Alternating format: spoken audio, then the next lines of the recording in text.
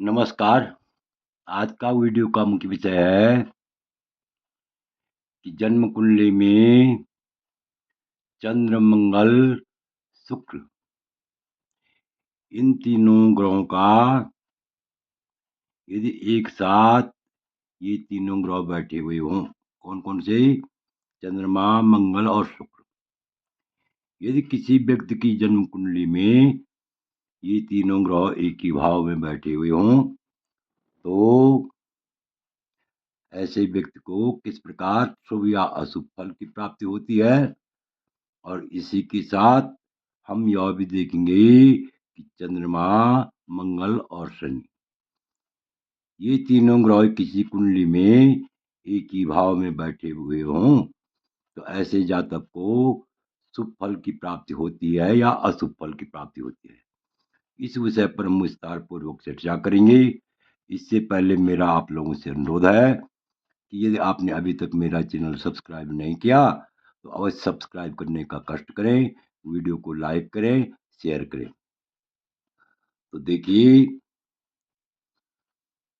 यदि किसी जातक की जन्म कुंडली में चंद्रमा, मंगल और शुक्र ये तीनों ग्रह एक साथ बैठे हुए हों तो ऐसे जातक को किस प्रकार की शुभ फल या अशुभ फल की प्राप्ति होती है। तो देखिए, लिखा हुआ है दुशील कांता पतिरस्त चाँद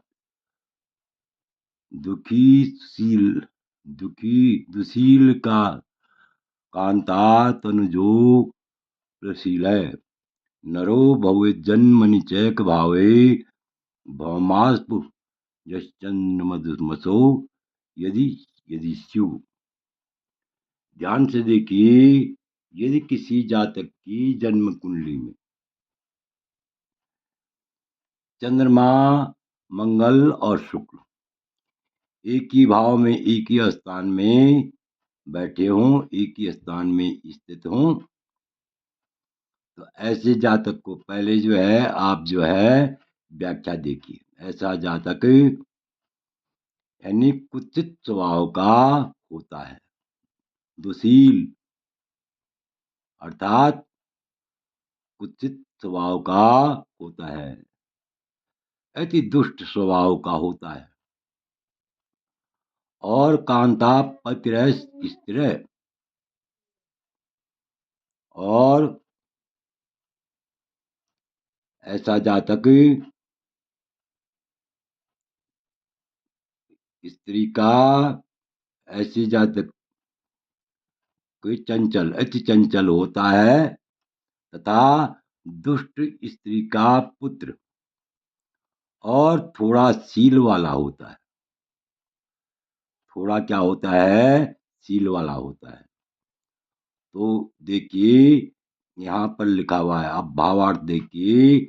यदि किसी जातक की जन्म कुंडली में चंद्रमा, मंगल और शुक्र ये तीनों एक साथ बैठे हुए हों, एक ही राशि में स्थित हों तो ऐसा जातक कुत्सित स्वभाव का होता है, कुत्सित स्वभाव का होता है, और कुत्सित स्वभाव वाली स्त्री का पति भी होता है। यानी उसी मनुष्य की स्त्री बहुत बुरी स्वभाव की होती है और अति चंचल, दुष्ट स्त्री का पुत्र और थोड़ा शील वाला होता है। अब आगे देखिए, चंद्रमा, मंगल और शनि यदि ये तीनों एक साथ बैठे हुए हो तो इन तीनों के योग जन्म कुंडली में किस प्रकार का शुभ या अशुभ फल देते हैं।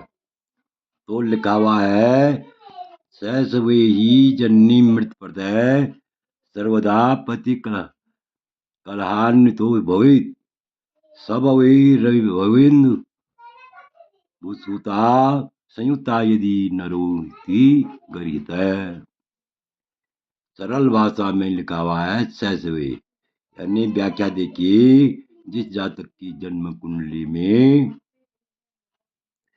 चंद्रमा, मंगल और शनि ये तीनों ग्रह एक ही साथ बैठे हुए हों, एक ही भाव में बैठे हुए हों, तो ऐसा जातक बाल्यकाल में, शैशवे का मतलब होता है बाल्यकाल में, जननी मृत प्रलय माता रहित हो जाता है। क्या होता है? ऐसा जातक शैशवे ही, यहाँ पर ही शब्द भी आया है। ध्यान देने लायक बात यह है, ध्यान देने योग्य बात यह है कि यहाँ पर ही शब्द भी आया है। ही का मतलब है निश्चय ही, अवश्य ही माता से रहित होता है, माता के सुख से वंचित होता है और सर्वदा कलह करने वाला होता है। सर्वदा कलहान्वितो भवेत्, हमेशा लड़ाई झगड़ा करने वाला होता है और स्वभावी रवि भवेन्दु संयुता और अत्यंत निंदनीय होता है। अत्यंत क्या होता है? निंदनीय होता है।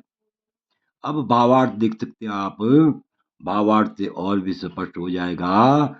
यदि किसी जातक की जन्म कुंडली में चंद्रमा, मंगल और शनि ये तीनों एक ही राशि में हों, एक ही भाव में स्थित हों, तो ऐसा जातक बाल्यकाल में माता से रहित हो जाता है, माता के सुख से रहित हो जाता है